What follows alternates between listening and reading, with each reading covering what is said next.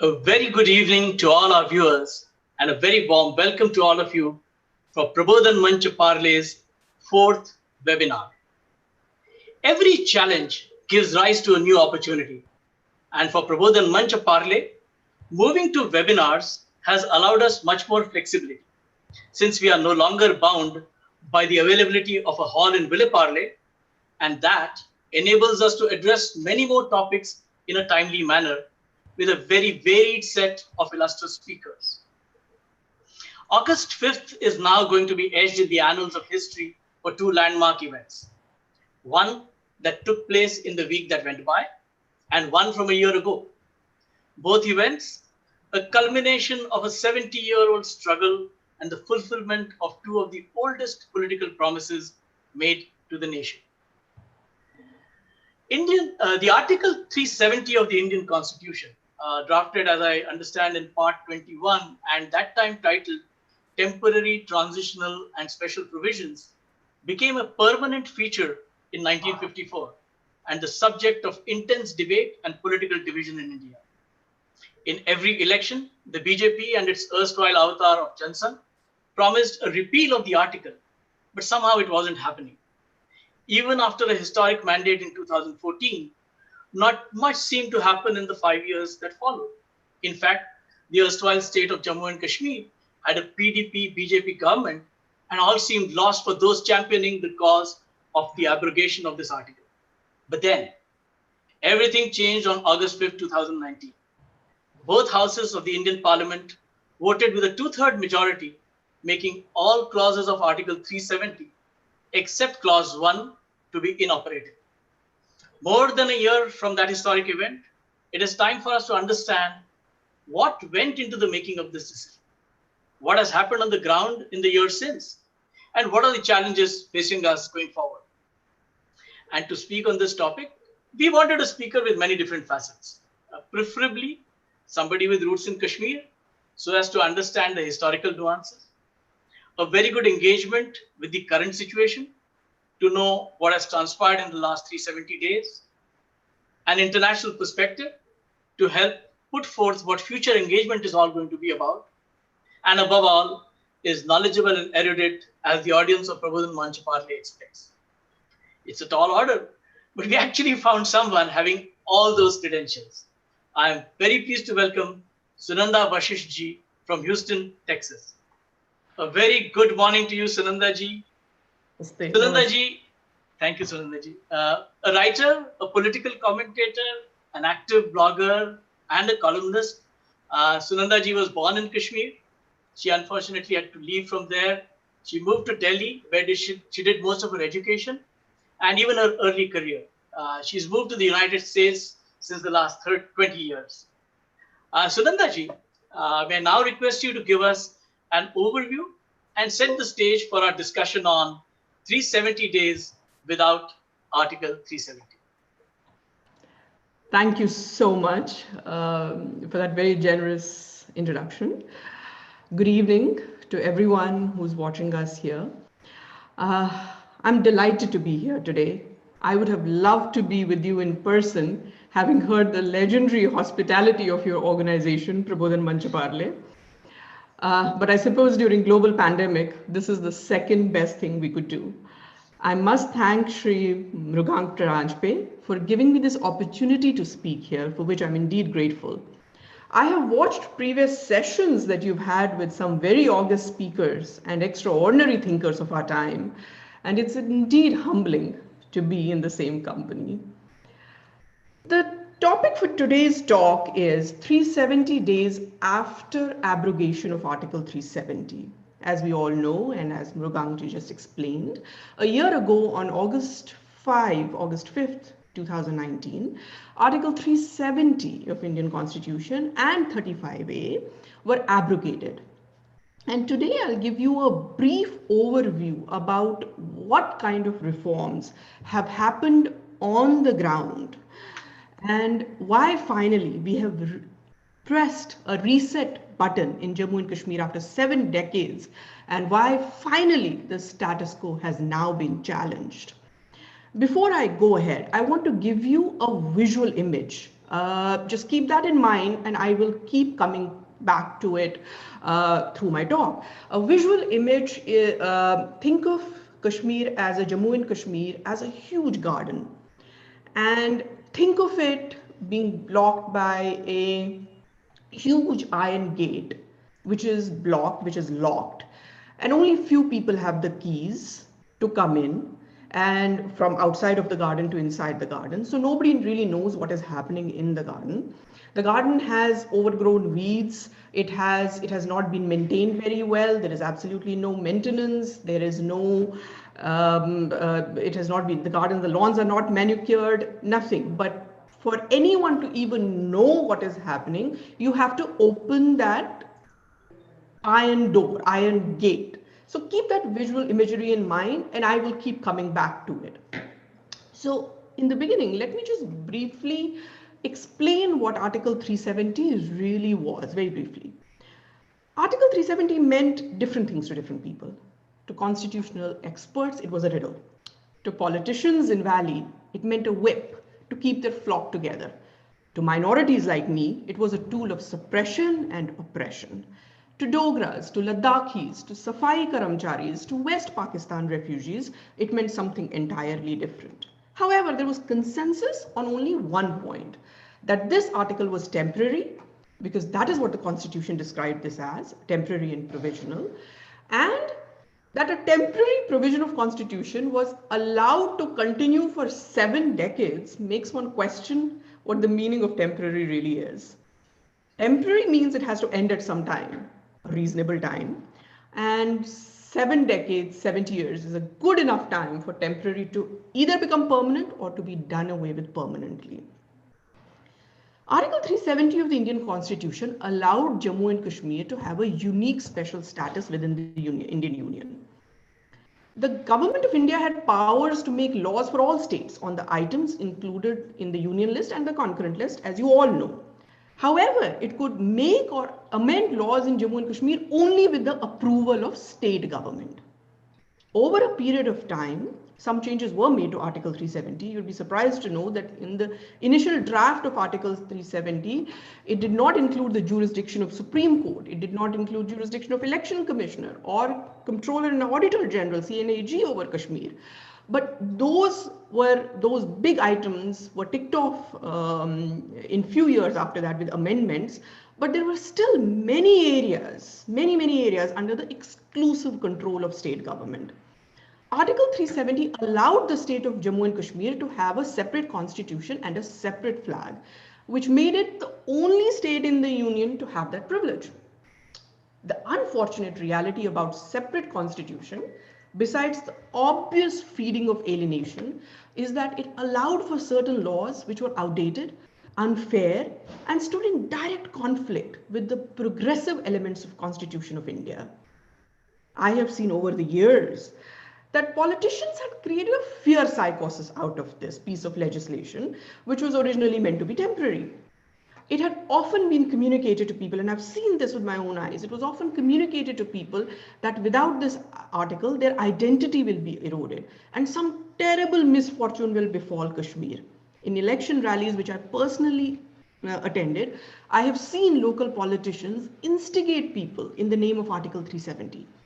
Qayamat or apocalypse was threatened if 370 was even touched. Forget about debated or abrogated. So it was made unnecessarily into a super emotional issue with Kashmiris.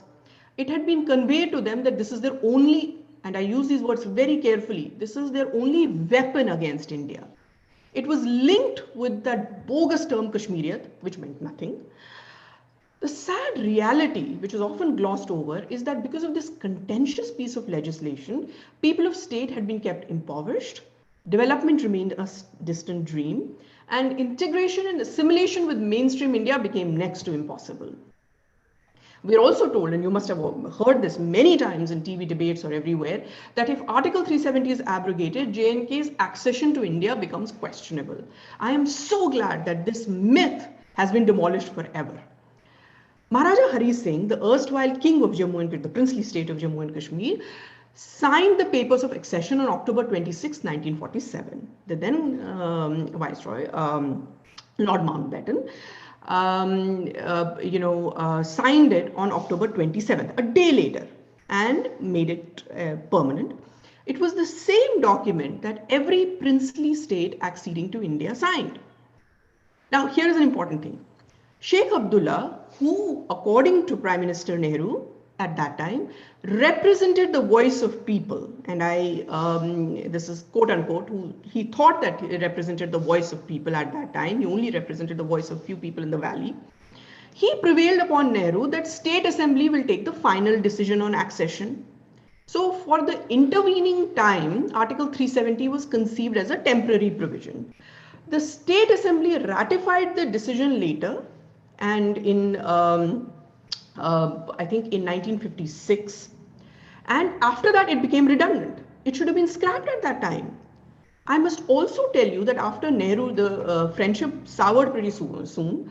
Nehru dismissed Sheikh Abdullah government and put him in jail. From 1953 to 1975, Nehru of course passed away in 1964, but from 1953 to 1975, continuously Sheikh Abdullah remained in jail.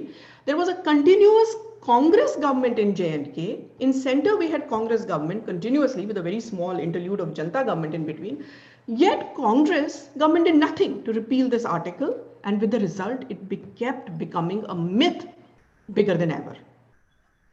Why would successive Congress governments not do anything about this, even though it had become redundant after 1956, was because of the proverbial elephant in the room that everyone knew existed, but no one would talk about it openly. The elephant in the room was a silent acceptance that J&K must be given a special status because it's the only Muslim majority state in India. Well, nothing could be more detrimental to the idea of India. Nothing could expose our hypocrisy in denying two-nation theory of Jinnah and then being comfortable with Article 370. So allowing Article 370 in the Constitution was agreeing to two-nation theory. I'm surprised that people before August 5th, 2019, the debate was not framed in those terms. But then you know how the narrative in India always has been. Anyway, on August 5th, 2019, Narendra Modi government, as you know, finally did the unthinkable. I did not think it was going to happen in my lifetime. So I'm very glad that it happened. After BJP's aborted alliance with PDP, of which I had publicly spoken about that it is a disaster, I think the government of India realized that maintaining the status quo and playing musical chairs with two valley-based political parties was no longer tenable. It was time to remove the smoke screen and time for New Delhi to speak to Jammu and Kashmir in one voice. If we are complaining about leaders of Kashmir speaking in two voices, speaking something in Srinagar and speaking something else in Delhi, it was also time for India to speak in one voice, which we were not doing before that. It was time to tell Kashmiris, Dogras and Ladakhis that they are equal citizens who enjoy all rights just as every other citizen of India. It was time for Constitution of India to be applicable in entirety in every nook and corner of both union territories. The series of systemic reforms that have been witnessed in two union territories in the last 1 year make it amply clear that abrogation was not merely a political statement or an ideological commitment. It was both. It was an ideological commitment. It was a political statement. After all, BJP is a political party, and it was their ideological, they had committed to it on ideological grounds. But when I see the reforms that are happening on the ground, it tells me that it's a lot more than that. The first major reform was passing of the domicile law, which increases the categories of those who can claim a domicile status, and thereby increasing the stakeholders in Kashmir.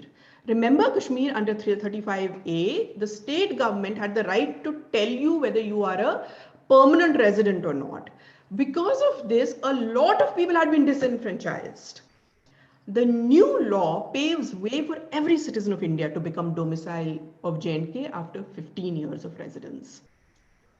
Safai Karamcharis who were already in Jammu area, Gurkhas, West Pakistan refugees who had come in 1947, after years of being denied equal rights, have now been covered under the new domicile law, and they have been immediately given the domicile certificate.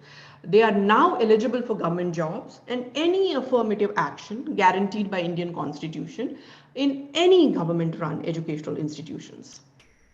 Dalits in J&K were kept out of benefit that the Indian government guarantees to them elsewhere in the country. Children of women who married outside J&K, like my children, they were deprived of inheritance rights. They could not, a law came in 2000. Initially, even I could not inherit anything in Jammu and Kashmir because I had married a non-BRC or a permanent resident of J&K. In 2002, a law was passed by JK High Court which gave women that law, but then kept their children out of that law. So that means that we could not inherit, we could not pass our property or anything to our children, which made it a terrible law. I mean, the new domicile law corrects this gender inequality, and children of women married to non-domiciles can now acquire a domicile certificate and inherit what is rightfully theirs. The abrogation of Article 370, as I keep saying again and again, is not a suspension, but it's a restoration of human rights. It no longer takes a constitutional amendment to bring about the change in Jammu and Kashmir.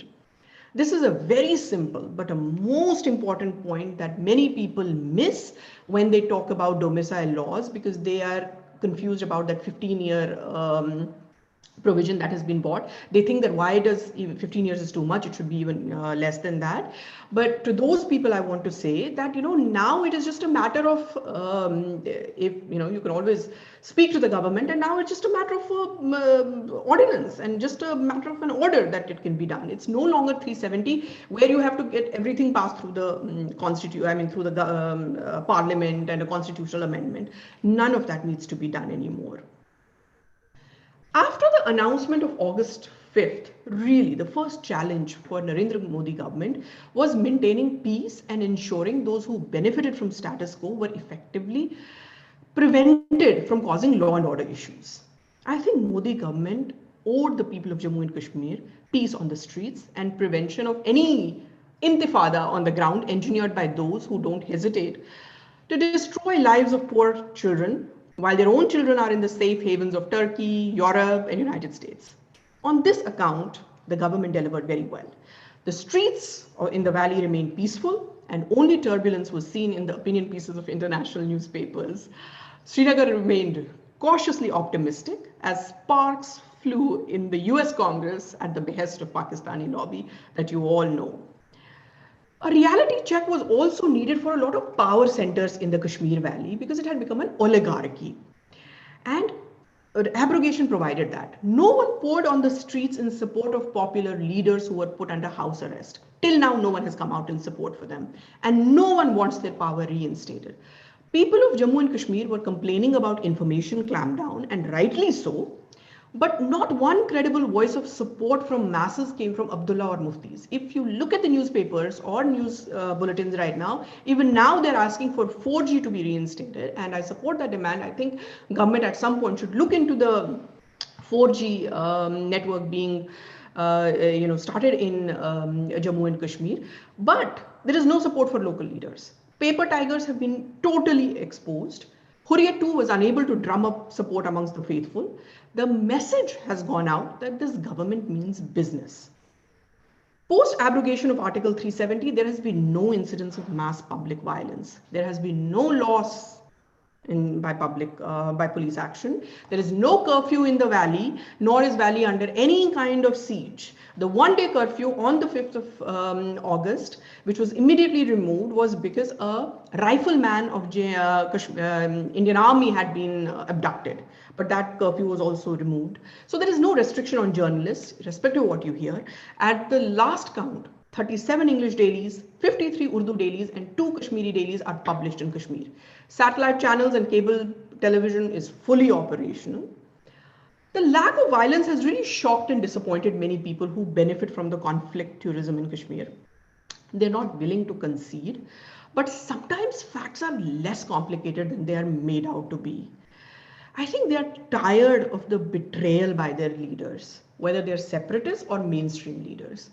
I think people, when I speak to people on the ground of all communities, I think they want peace, stability, and progress. And they're willing to give life and liberty a chance. And I do want to point out here that many infrastructure projects that were long pending thanks to the apathy of consecutive state governments have now been started and completed at a record speed. The iconic Dal Lake that many of you must have seen if you visited Kashmir or if you've seen movies, Kashmir Ki Kali or movies like that, the iconic Dal Lake was dying. It is only now that the J&K government has procured specialized heavy machinery to clean Dal Lake and other water bodies around it. So this is what has happened on the ground, a very brief overview, and I'll come back to it in question answer session. But I just want to end with one small thing about the next round of reforms that should address the question of displaced Kashmiri Hindus. I feel that the domicile law brings a sense of ownership in all stakeholders of Jammu and Kashmir, and that was necessary. But rehabilitation of Kashmiri Hindus still remains a question mark. They have been forced into exile by brutal jihadi terrorism that has engulfed the valley. Valley still struggles with terrorism. So the question really that we need to ask is that should Kashmiri Hindus wait till the last gun is silent, or should we just pave way and find a roadmap for the dignified return? Because the last gun is not going to, the jihadi guns have not been silenced yet. It's a global jihadi network. It will take a long time. So we cannot wait for the last gun to be to fall silent. So I think at this point, the government needs to talk to the Kashmiri stakeholders, the Kashmiri organizations, Kashmiri Pandit organizations, and speak to them and find a roadmap. So that is very important. That is a reform that still needs to be done. I just want to end with one line. Those who put stones in the hands of young Kashmiri Muslim boys and girls ensured that their own kids got educated in world-class universities in the West. Those who drove out hapless minorities, Hindu minorities, from their homes of 5,000 years and made them refugees in their own country, ensured that they built palatial homes for themselves. This injustice had to end. For how long can people be held ransom for the geography and strategic location of the place they were born in?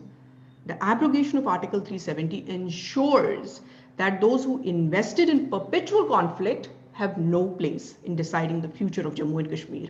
I will leave it at that then. I think I've gone 2 minutes over the time. No, come on, man. But I will address the rest of it in Q&A. Absolutely. Yeah. So ma'am, I think absolutely perfect sort of setting, and I want to go back a little to the way you very nicely gave us the backdrop. The one thing, and I know it may be a slightly touchy topic, but could you just put some more light on how was this article, if I may say, actually misused or was responsible for the plight of Kashmiri Pundits in Kashmir? Mruganji, people don't realize that Article 370 was this all-pervading force in Kashmir when we were growing up. Everything was about 370.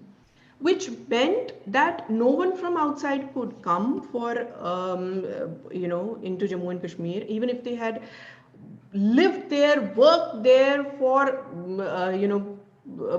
50 years or 60 years, they still did not have any rights. So that was very unfortunate, and that was cruel. But for us, it gave us no space in the political spectrum at all. Kashmiri Pandits had no space, no political voice. Our numbers were very few because of the persecution that has been witnessed since the Islamic conquest of Kashmir, Islamic invasion of Kashmir. Our numbers were very low. But then Article 370 was misused in a way that Kashmiri Pandit students who were toppers in education or anything, they would not get any seats in medical college or engineering college. They had to fight for it, or they had to go outside India. Or there was government jobs. They had to fight for government jobs. They would not be able to get any government jobs. I remember when my mother wanted my PRC, permanent residence certificate to be done, that made me a state subject. She had to go from pillar to post to get my PRC, and finally she had to give some rishwat or something to people to finally get my thing. So because they did not want any more people to be, it was PRC, the permanent residence certificate was in the hands of the state government, and they would decide that who becomes a PRC, who becomes a permanent resident, and they would put all kinds of impediment in your way so that the people who are from the wrong religion or wrong faith or wrong denomination, they don't get the PRC. So it was very, very difficult for a lot of Kashmiri Pundits. It was discrimination, it was oppression. It told you that your citizenship status in Kashmir was in question. You did not know if you were a citizen of India or Kashmir, because you had two dual citizenships. No other state allowed that. So it was leaving the unfinished task of partition unfinished and not finishing it forever. That's what it was. And ma'am, again, because we've seen one of the other decisions which happened was the bifurcation of the state.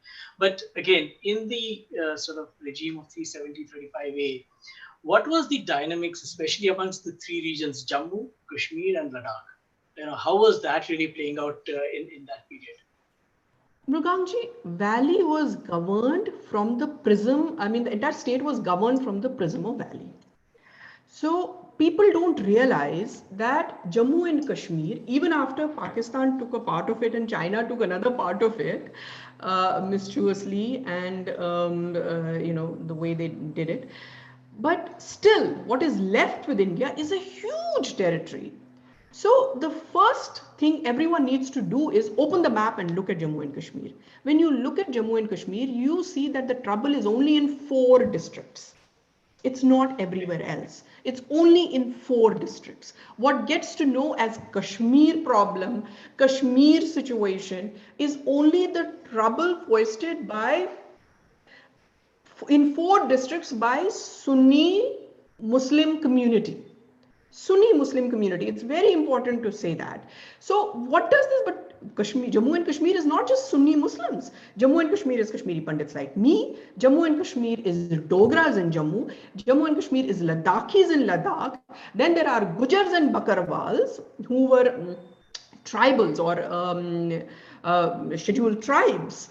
They also live in Jammu and Kashmir. There are many other ethnicities that live in Jammu and Kashmir, but none of that was important. You only heard about Kashmir problem and you heard about those 4 districts. So everything, every governance, let's say every reform that was done, everything that was done was only about these 4 districts. So what this did was it alienated people of Jammu. And I have a lot of sympathy for Dogras of Jammu. They opened their hearts for us when we moved from Kashmir, when we were thrown out of Kashmir. And many of us came to Jammu to live because that was only the first point where we could go. And many after that, first stop where we could go, and many moved after that, like my family moved to Delhi. But many of our families, many people, majority of them lived in Jammu, and Dogras of Jammu opened their hearts and their homes for us. But they have been and I say this publicly, and I have said this many times, they have borne the brunt of being with Kashmir Valley, for being the brunt, for something that they have, they're nationalistic people and they have no fault of theirs. Even now, they don't have 4G right now, and it's a pain because the 4G has to be put in entire valley, you can't make just in Jammu. But they're fighting for it. So they have always we risked Jammu, we risked losing people of Jammu because we were alienating them.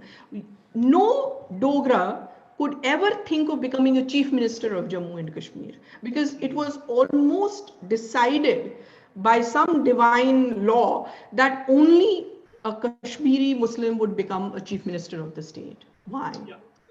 So only 2 parties were important. These were valley-based parties. There was no Jammu-based party. There was no Ladakh-based party. So that is why this reorganization of state was a master act. It was very important to do that, to dismantle this oligarchy, to dismantle these structures. Ladakh has finally gained independence. As you know, Ladakh has a very rich Buddhist culture. Because of what is going on, because what was going on in Kashmir, they were losing their culture, they were losing their ethnicity, they were losing who they were losing their scriptures, they were losing, because there was no support for them. Absolutely no support from them. The central government was worried about those 4 districts in Kashmir, and the valley-based politicians were only busy looking after themselves and separatists and everything. So Ladakh got alienated, Jammu got alienated. So it was a very bad situation. For 70 years, we let that fester just because Ladakhis are very nationalistic people and Dogras are very nationalistic people. We took advantage of them, and that was not right. I'm glad this historic wrong got corrected. So that, again, looking back, and I know this is a little bit of crystal gazing or whichever way you say, but do you think the government had some other options also when they took this historic step last year? I mean, do you think, or in your opinion, was there something else which they might have had on their mind? And, why do you think 5 years there was nothing, and suddenly the first big thing which the Narendra Modi government does in its second term is this whole 5th August event? I was very surprised when coalition with PDP happened, because it's not that people in Bharatiya Janata Party do not know what PDP is or what Mufti Muhammad Sayyid stood for. They knew it. I mean, it's foolish of people to think that people who do politics for life don't know what other politicians stand for and we know everything. They knew what they stood for. Yet, I think they did that coalition because they were still, I think they were testing the waters. They did not know the fear psychosis. Ab aise lagta hai that it was nothing. But at that time, it was very, very difficult. I think they wanted to get into the system because BJP had never been in power in Kashmir ever. I think this was the way for them, and this is just my personal opinion. I think this was, at that time, I was very furious and I wrote articles and I gave interviews. I said, this is rubbish. Why should they be with them? But now looking back, why they did it, I think they wanted to get into the system.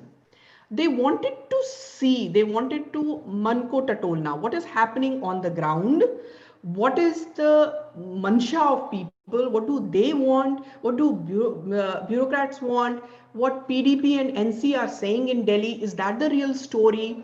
So I think they wanted to infiltrate, is a bad word, but infiltrate the system, because there was no way to do it before that. BJP had always been, was not even a question, was not even a religious, was not even in any serious consideration in Kashmir. So I think it was a way for them to move in. And I think they spent those 5 years very fruitfully looking at what is the condition and what do people want. And they must have realized that all this fear psychosis and all this apocalyptic views that are said that khoon ki nadiyan bahengi if 370 is done is nothing, is a bluff that needs to be called. So I think that took a while. And then towards the end of any term, no government will take such decisions. So 3 years are done. Any reform that you can do is major reform like this, you can only do in first 3 years. Yeah. So I think by the time 3 years had passed and then there was no way to do it. Plus they must have taken 2 years to get their constitutional team ready. Because once you see how Article 370, I remember I said in the first that it was a riddle for many constitutional lawyers, because people thought that how do we just remove it? Because Constituent Assembly of Kashmir khatam ho gayi thi, there was no Constituent Assembly of Kashmir. Who was going to approve it? A presidential order, if they did, a lot of people were threatening that if you remove 370, then there is no accession goes. There is no accession at all. Jammu Kashmir is free at that point, not realizing that Article 1 is there. So they had to do all that constitutional maneuvering so that it's a very strong case in the Supreme Court, because everyone knew it was going to go to the Supreme Court, and it's in the Supreme Court right now. Yeah. But they had to make a watertight case. And that took about 2 years. These things take time. I think that took about 2 years. By the time the government came back again, and this was one of the first things that they did. So I think looking back, I think they utilized their time well. So ma'am, I'm going to go towards something which we are really keen to know. One, because you're in Houston, and second, you've played a long part in it. But before I go to the international aspect, just on the domestic side, What do you see happening in the local politics? I mean, yes, you spoke about the fact that there was never a true Kashmiri party which represented everybody, the Jammu or the There was no Kashmir or the democracy. Ladakhis. Yeah. There were just two families. But what do you think is emerging in the political scenario in this last 1 year? Yeah. So, political scenario, I think the government spent the last 1 year in, first of all, they had to maintain peace on the roads. I think that was the reason why GC Murmu was sent. He is a bureaucrat, a seasoned bureaucrat. So he made sure that all the development projects get started so that people have faith in India. You know, a lot of people on August 4th, and well meaning people on August 4th in Kashmir slept with the view that tomorrow morning, if Article 370 is removed, Narendra Modi will come with a bulldozer and kill all of us here. Because that was the fear psychosis that was built. And I always say this, the benign state of Indian state, the benign face of Indian state was never seen by the ordinary man on the street. It was never allowed for him to see. He had become, cannon fodder in the jihad. He did not see it. So many well-meaning people thought कि ऐसा ही होगा, not realizing that Indian constitution prevents anybody from doing that. India is a democracy. Nobody can go against the constitution, not even Prime Minister of India or President of India. So it took a little while for people to be satisfied that no, nothing is going to happen. We all have rights. We all have same rights that somebody sitting in Maharashtra or Rajasthan has. So that took about a year. I think now you must have heard just 2 days ago, GC Murmu has been transferred and he is now Yeah, the yeah. new PNAD, and a proper politician has been sent. Yes, yes. So this Manoj Sinha, this is very interesting development to me, because if you remember in this long period, 70 years, there have been only two uh, proper full-time politicians who have been governors of Kashmir, and for the Correct. longest time there was no one until Satyapal Malik, who managed with lot of maneuvering. He took a lot of bad press because he had to keep it under wraps. I'm sure he was at some point sounded about it, but even 2 days before 370 is that 370 is not being touched. He had to do all that. Only a politician can do that. Don't expect a bureaucrat or a technocrat to do that. They are not going to lie on your face, but sometimes you have to do it. He had to keep it under the wraps. So I think that's why Satyapal Malik was sent. He was then moved to Goa. A bureaucrat was sent. I think now the government is ready to check the political climate, because at some point you cannot keep the state without assembly or without any political process for too long. They realize it, and I think that is the but the two political parties, I don't see Abdullahs and Muftis coming back, because they and Mr. Omar Abdullah in an interview with Indian Express said that as much. He said, "I nobody came out on the streets to protest for me," and he knew. I think they have now sort of smelled the coffee that they have not come. So I am Yeah. expecting new people to come. Think of it as that garden I spoke about. We've gone in, we Yes, have to yes. prune, we have to manicure, we have to do a lot of things. So there will be a lot of mess in political things. But remember, democracy is always messy. There will be some mess in the thing, but out of this manthan, out of this churn, something good will come out. So on that one question, because you mentioned in your opening remarks about how, contrary to what some people would like to believe, there's enough freedom of press. There are so many, and I didn't know that there are so many journals and magazines and Yeah, newspapers coming yeah. out. So what do you think has really happened to the militancy and that whole movement? Is that really now something which we can say is close to behind us, or at least well under control? No, no, no. It's not behind us at all. It is not behind us at all. What has happened? So there are two ways to look at it. There is cross-border terrorism. Pakistan has not gone anywhere, and they are going to send their terrorists. And our armed forces, LOC will always be live, and LOC will always be fighting them on LOC till something big happens. And we don't know what will happen next August 5. So I'm just so I'm just Uh, saying that.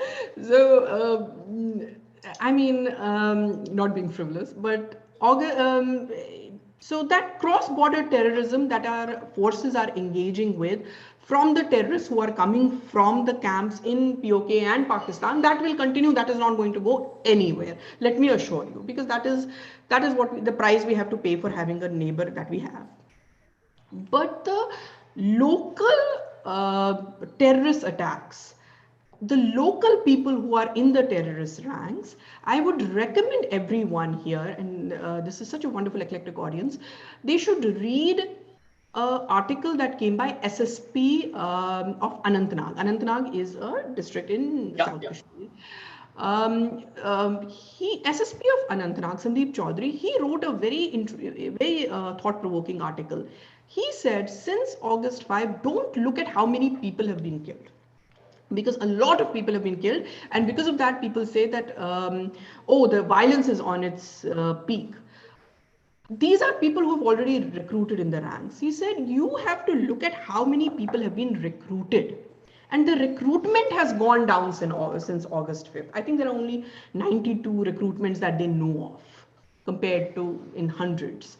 So recruitment has gone down. I have reports that say that local recruitment has gone down, and this goes totally against what the valley politicians are saying. But according to the police forces and the armed forces, recruitment has gone down. So we'll see some, but we'll see encounters here and there. We'll see, the jihad hasn't gone anywhere in Kashmir. That will take a lot of time to fix, and that will take some lot of strong measures from the government, which government is already taking. So that will remain there, and one day we'll have to sort of get our victory over that, because the jihad in Kashmir is also linked to the overall worldwide jihad. Absolutely. And coming on that point, therefore, to the international reaction. So one first question, on our neighbors, both Pakistan and China, where do you think this is leading? And a lot of people have in fact said that the whole Chinese aggressive posture in Ladakh seems to have been triggered by all of what happened in this state. So what's your view on both China's reactions and Pakistan's next steps? Pakistan is stunned. They had never expected that, and they don't know what to do. So right now they are just changing their names of their highways, because they are now their own domestic people, because they've sold Kashmir to their domestic people as their only reason to exist. Pakistan exists to get Kashmir from J&K. There is no other reason for its existence right now, and that is why the Pakistan army exists. And so they are stunned. They don't know what to do. They went all over the world trying to get support from international community. They did not get any support from the international community. In fact, Pakistani foreign minister was threatening Saudi Arabia yesterday on the Pakistani television. I put that on my Twitter feed actually. And he said, we are threatening Saudi Arabia that if they don't speak with us on Kashmir, we will do something. We will form another bloc or something. So, OIC, Organization of Islamic Countries, they have not really, India has done phenomenal job in reaching out to the Gulf countries, reaching out to the Muslim nations, trying to tell them that, listen, 370 is our origin, Kashmir is our internal problem. There is we are also fighting a religious jihad there. We have nothing against the Muslims. The Indian government has nothing against the Muslims. This is not against Muslims. This is against the jihadis. This is against people who want to dismantle Indian state.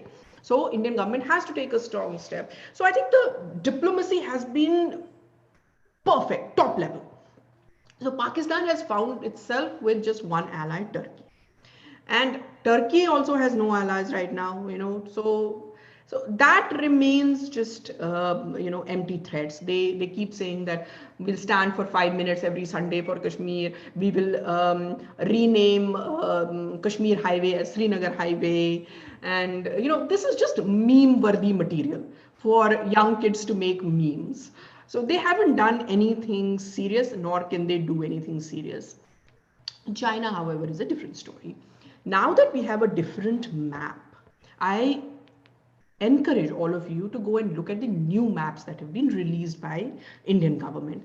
Notice that now Ladakh is at the top. Because remember, you always saw Jammu and Kashmir at the top. Now, Yeah. because Ladakh is a union territory, Ladakh is at the top. Kashmir now has nothing to do with China, really, Jammu and Kashmir. It's Ladakh. China obviously did not like the redrawing of maps. And our foreign minister, very erudite Dr. Jaishankar, he went to China immediately after 370 was abrogated. He spoke, remember, he has served in China for a long time. He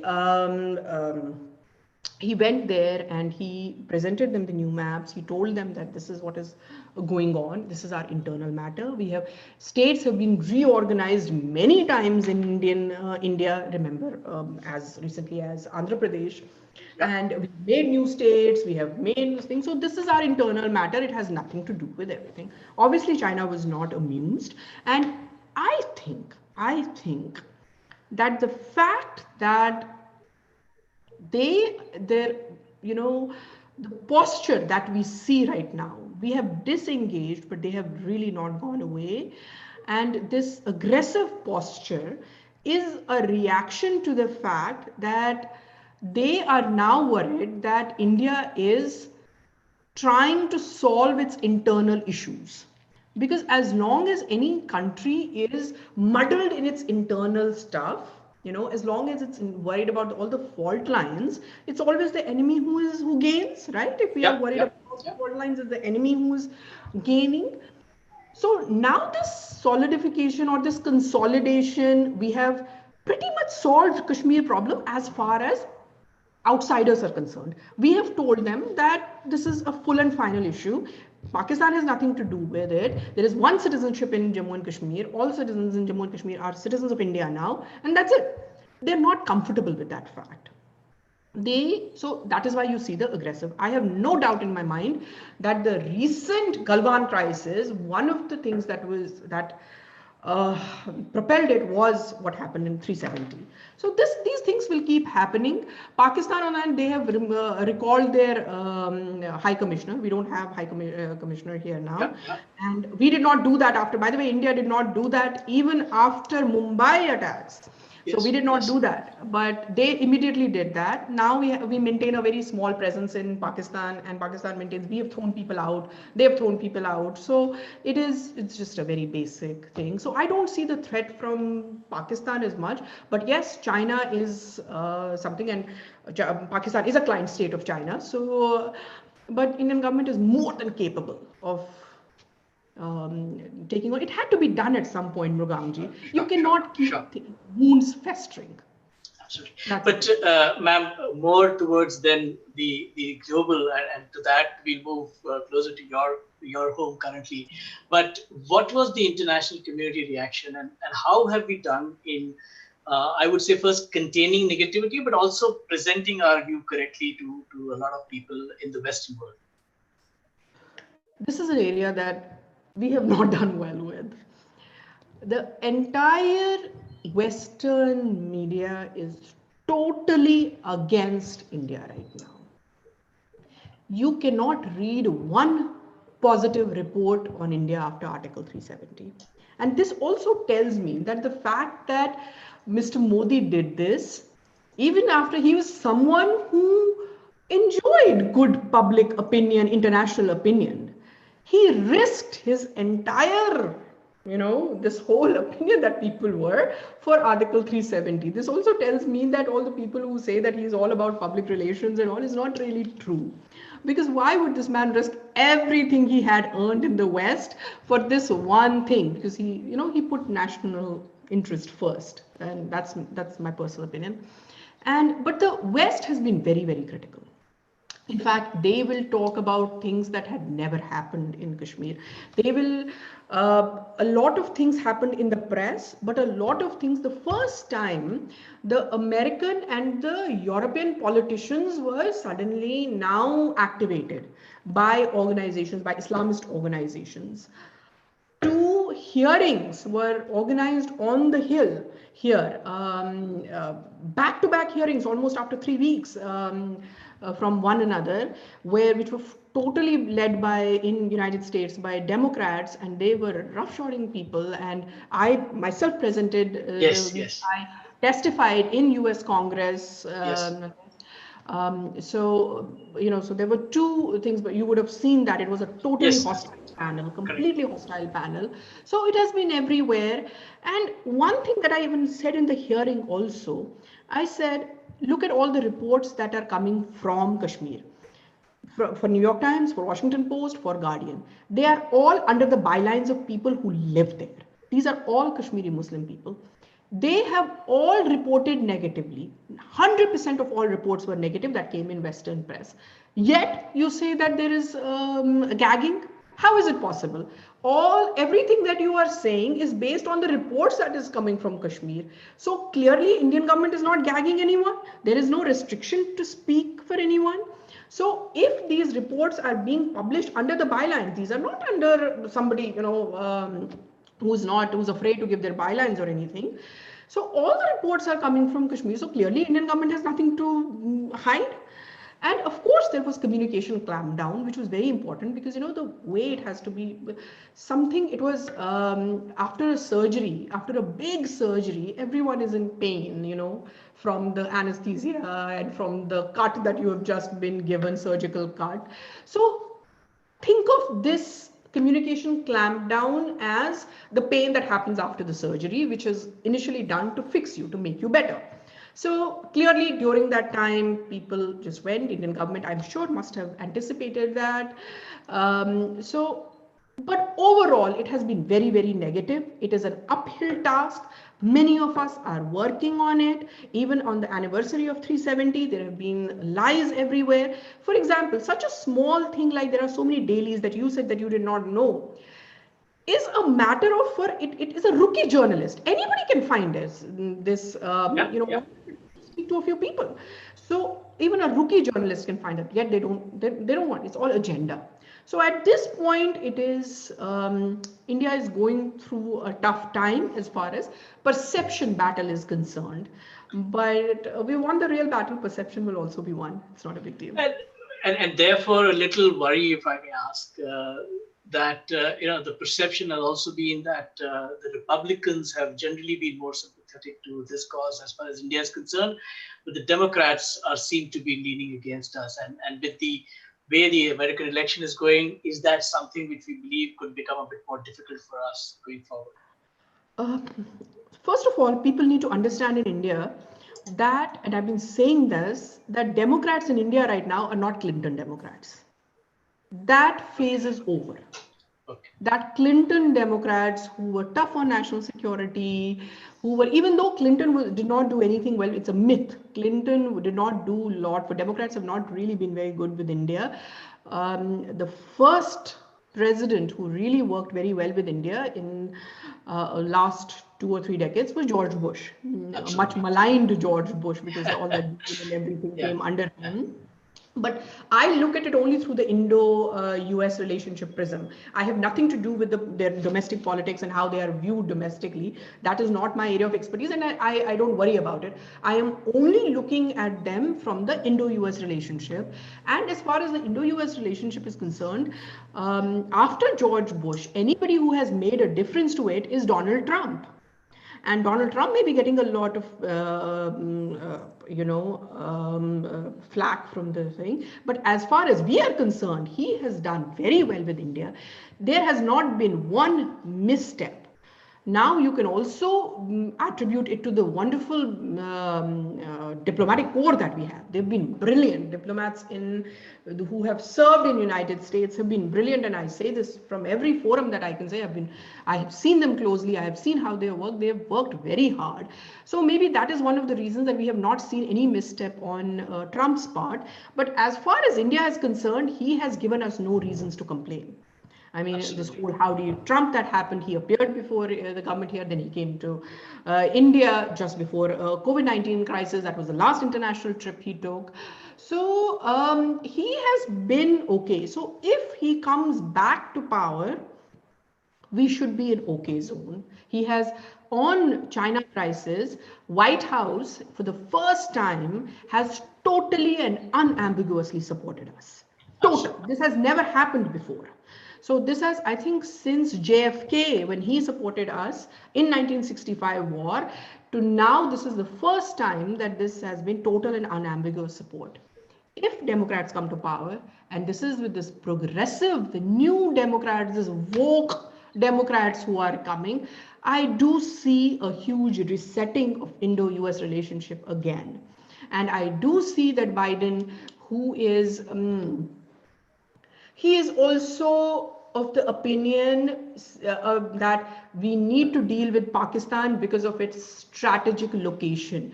That strategic location nonsense has to be thrown out now, because it does not mean people have. Pakistan has used its geography to put a gun at at the heads of people. That because I have this geography, now you have to do whatever I tell you. And because I have this geography, because you can come and you can get to Iran, you can get to Afghanistan, you can get to this thing. So because of my geography, you should treat me. You should, even though I'm an international migrant, as Madeleine Albright said, you need to treat me well. I think United States, which has moved a little bit from that in Trump era, will go back to that sense under Biden, that Pakistan is an ally. So that is something that international watchers need to worry about. So now moving to our last section, and I know we've taken a lot of your time, but looking ahead, and I have just 2 or 3 questions here. But the first one, from a socio-economic perspective, more on the economic side, what do you think is the next things needed to be done over the next few months, years for us to integrate Jammu and Kashmir now perfectly with India? It's a misfortune that right after this, COVID-19 hit. Yep. COVID-19 hit, and then the tourism, which is the main industry of Jammu and Kashmir, obviously got hit. So that has put Kashmir behind economically. I'm not going to go on the limb and say that Kashmir is doing very well economically. It isn't. It has to be restored, but that is most of India right now, most of the world right now, because of COVID-19. A lot of things that needed to be done did not happen because of this pandemic that we have raging right now. But I think what needs to be, the apple growers have been given main industry, that is of the apple growers. Many of them were killed, and the trucks were not allowed to move from Kashmir. But all that is behind us now. We are, the agriculture, the horticulture, and the tourism industry. These have been supported in the past, and they will continue to be supported in the past. So what was happening is all the money that was coming, you must have heard in your entire lifetime, all these doles that are coming to Kashmir. No one knew where they went. No one knew all the money that was coming. It was a price that we were paying to maintain the status quo. So now all that money will come into Kashmir, and I am sure it will need some hand holding for it to stand on its feet, because economically Kashmir is not standing on its feet really very well right now. India is holding it up, and it will need a lot of time to be self-reliant. So that is an area of worry, and I'm sure people in the know understand that. So, ma'am, my last 2 questions, absolutely. So, and the first one is, 5 years from now, what would you think will qualify as success to judge whether August 5th, 2019 was a great thing? Will return of Kashmiri Pundits be a part of that? 2 things. First, what for me will be a success is that we understand the truth of Kashmir. So I have said it repeatedly in my articles and in my op-eds that a truth commission needs to be set, and SIT needs to be set in Kashmir. Unless that happens, I do not think I would consider anything a permanent success. And SIT needs to happen to look into what happened in 1989-90. The exodus that happened. Unless we know the truth of Kashmir, unless people in Kashmir, unless my people of course need to know, but even the valley, people who were born after 1990, they need to know the truth of jihad. They need to know what was eating them up, what is still eating them up. So that what is eating the basic structure of that state. So that jihad needs to be unearthed, and for that a special investigation team must be set up, which will find what happened, the reasons for the exodus and the ethnic cleansing and the genocide of Kashmiri Hindus. That is very important. And a white paper must be presented in the Parliament of Kashmir, Parliament of India, where they will say that this is what happens. Because Mrugangji, you can keep putting things under the carpet, but India is a strong democracy. We are a mature democracy. Unless we look the truth in its eye, we cannot find reconciliation. We cannot find ways to reconcile two communities unless we look the truth in the eye. That is what happened in Babri Masjid. For 492 years, we were trying to force this reconciliation, force this Ganga Jamuni Tehzeeb. From where will the Ganga Jamuni Tehzeeb come if people have not reconciled, if the truth has not been spoken? So the truth needs to be, truth is a casualty in Jammu and Kashmir. So that is one, and SIT needs to stand. People needs, I do not have to go to United States to give Congress to give a testimony. I want to give the testimony in front of my own parliament. And I want to tell them what has happened. And lots of people need to say that, you know, in the thing. We want to speak to our lawmakers and we want to tell them what has happened to us and put it together for the posterity, the entire world. We will go away, but 1,000 years from now, people should know what has happened to us. So that's one. And the second is rehabilitation of Kashmiri Pundits, because that is related to this truth commission, that SIT, that unless that has happened, the rehabilitation, a roadmap has to be now built for our return to Kashmir, because without that, we will not have the true Jammu and Kashmir that really exists, because without aborigines, without the real Kashmiris, there is no Kashmir. So those, in 5 years, that is what I look forward to. Perfectly. Thank you so much. So friends and ma'am, you know, 4 years back, we had a program on the historical perspectives of Kashmir that was done by Sushil Panditji. Yes. And I was sitting on the stage that time. I could see tears flowing in the eyes of the audience, ma'am. Today, I can say one thing. I mean, I can't see the audience, unfortunately, in this medium, but I am pretty sure those very eyes are today filled, I think, a little bit with admiration and much more with hope, ma'am. Thanks to this journey of 370 days without Article 370, which you so lucidly told us today, Sunanda ji. So, ma'am, I know, you know, for somebody like you, for a Kashmiri like you, it will be, you know, you may not be wanting us to say thank you, but I have to say thank you, ma'am. Thank you for making time at such an early hour in Houston, and second, for just this enormously enriching talk. Thanks a lot, ma'am. No, I had to do well because I want to be invited in person next time. So I had to make sure that I do well for you, your audience, and you to invite me again. Absolutely, and ma'am, like we said before the program, and our audience should hear this, Sunanda ji loves Maharashtrian food. So, yes. You know, Prabodhan Mancha Parle and all the audience, we need to treat her to that. If there is anybody in Houston who can help us, we'd be very happy to do that as well. I also like to thank Parag Khod for the technical expertise in getting us live with our audience today. Tendulkar ji, he makes lovely posters. You would have seen that. I know you liked it. So Tendulkar ji, thank you. Our last and big thank you is always for our audience, ma'am. Today as well, we've had about 300 plus people already logged in on this session live, and we've had a very good track record in terms of people seeing it afterwards. We have more than 175 plus donors. We run purely on crowdfunding, and we have more than 8,000 viewers on YouTube. Those who haven't registered with us, please do so at the earliest. Like I said in the beginning, this format allows us to reach all of you whenever the topic demands, like we thought this time it did. So we should be back soon. Until then, stay safe,